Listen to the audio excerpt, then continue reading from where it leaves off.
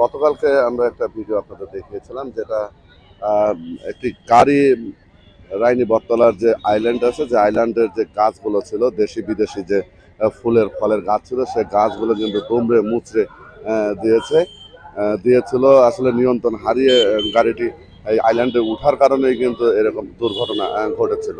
ধরনের ফুল ফলের যে গাছগুলো আপনি আইল্যান্ডের উপরে দেখতে পান, সৌন্দর্যর গাছ, সেই গাছগুলো কিন্তু উদ্যোক্তা কিন্তু প্রকৌশলী জাকির সরকার। আপনারা জানেন যে আমরা ইতিমধ্যে গ্রিন কুষ্টিয়া নামে আমরা একটা স্বেচ্ছাসেবী সংগঠন করেছি। এই সংগঠনের মাধ্যমে আমরা এই কুষ্টিয়া শহর এবং শহরের আশেপাশে আমরা ইতিমধ্যে পরিষ্কার পরিচ্ছন্নতার কাজ চলমান রেখেছি। আমরা আগেও করেছি, এখনও করছি।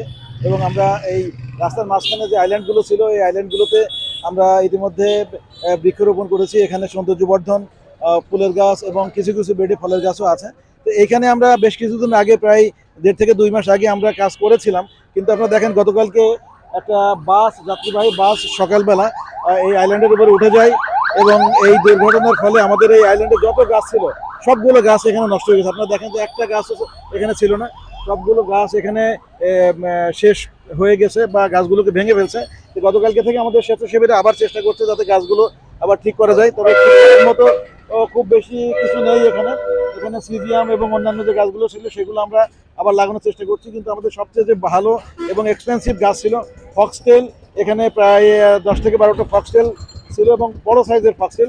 সেই ফক্সটেলগুলো একেবারে গোড়ার থেকে ভেঙে গেছে। আপনারা দেখেন ফক্সটেলগুলো এখানে পড়ে আছে। এগুলো খুবই এক্সপেন্সিভ এবং এগুলো খুবই সময় লাগে গাছগুলো তৈরি করার জন্য। এই যে গাছগুলো এখানে পড়ে আছে, তা আমরা চেষ্টা করছি, আমাদের স্বেচ্ছাসেবীরা নিরন্তর প্রচেষ্টা করছে এগুলো আবার ঠিক করার জন্য। তো আমরা যারা এই দুর্ঘটনা যে এই বাসের মাধ্যমে হয়েছে, আমরা তাদের সাথে ইতিমধ্যে কথা বলেছি। ওনারা বলেছে আমাদের সাথে কথা বলে আমরা দেখি এটাকে আবার কিভাবে ঠিকঠাক করা যায়। আমরা আশা করি হয়তো সপ্তাহখানেকের মধ্যে আমরা এই আইল্যান্ডটা আবার ইনশাআল্লাহ আমরা ঠিকঠাক করে দেবো। ধন্যবাদ আপনাকে।